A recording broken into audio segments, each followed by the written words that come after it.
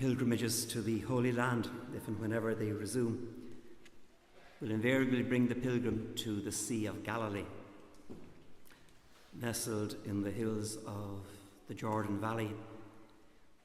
Winds are notoriously fickle, so that a storm, a gale, can blow up almost at will.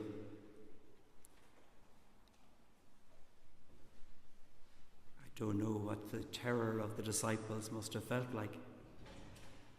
Somebody just the other day showed me a painting by Rembrandt of this scene, and it captures it quite vividly. And there's Jesus, asleep in the stern, his head on a cushion, no less. Master, do you not care? We're going down. On Friday morning, I received one of those bombshell phone calls. John Fitzsimons, the general manager of the St Andrew's Resource Centre on Pearse Street, had died. It just hit me like a tsunami, just impossible to take in the scale of what they were saying. Some of you may be familiar with the centre. It's, in a sense, the expression of the gospel in action, formed as the social outreach of our parishes of City Quay and Westland Row 50 years ago last summer.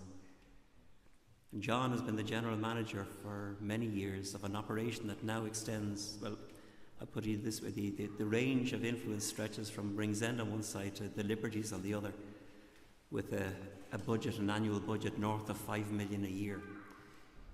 It is an extraordinary production, and he's the general manager. Some of you know the size of Westland Road Church. My prediction is it won't be big enough. I called to the flat he shared with his partner to find her there with her sister, with his sister, Martina and Ellie. And the questions they were asking, and again in the centre where all the leadership team had gathered, just trying to absorb this first breaking news. These people who loved him dearly, and people that he loved and served with a generosity of spirit that was a force of nature in itself. The one question they kept asking over and over again, as you and I would ask, how are we going to go on?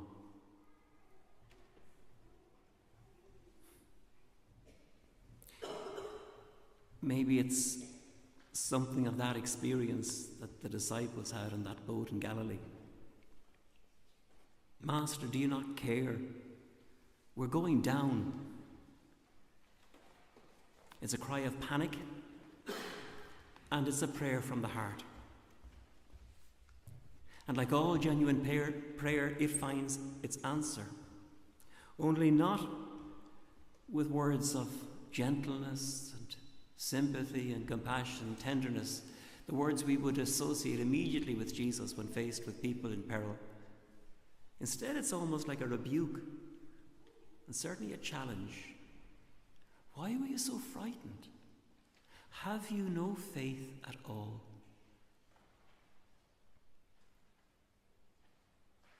It's now, well, it must be 50 years ago, since Karl Rahner, one of the foremost theologians of the Catholic Church, he had been a theological advisor at the Second Vatican Council and he was renowned throughout the Catholic world.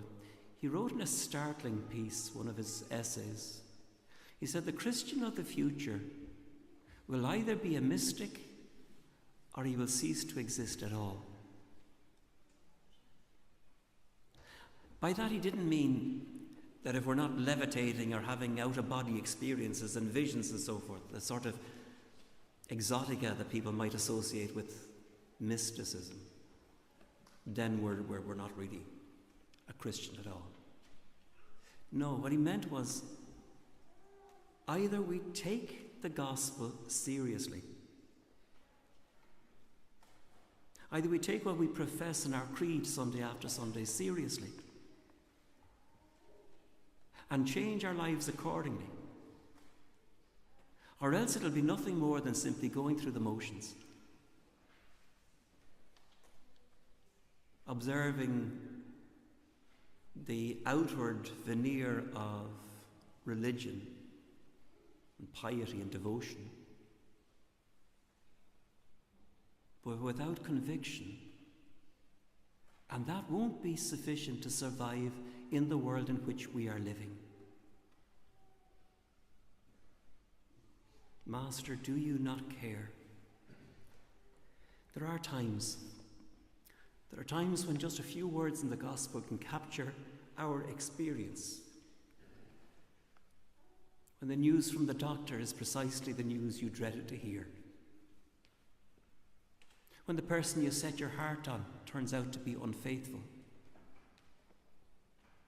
When the church that you love is crumbling all around you, or so it seems. Master, do you not care? And yet all the time, Jesus is perfectly at peace.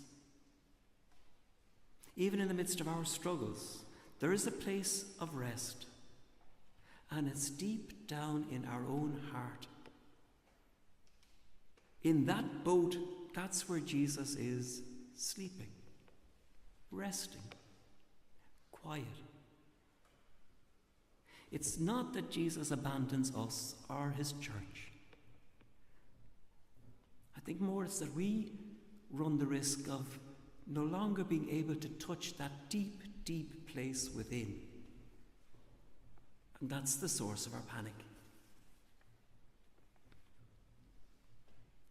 Over the course of our recent retreat, we were told the story of the tradition of St. Brendan, the great saint from Kerry, the man who's known as the Navigator.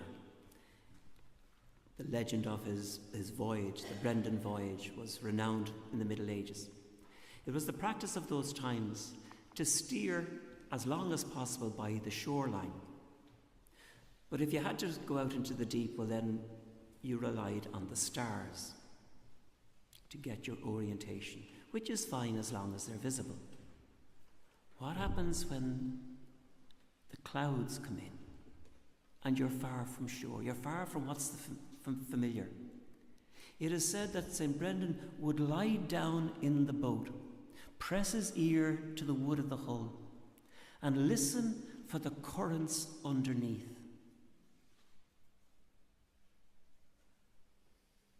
Maybe that's the challenge that's facing us more than ever.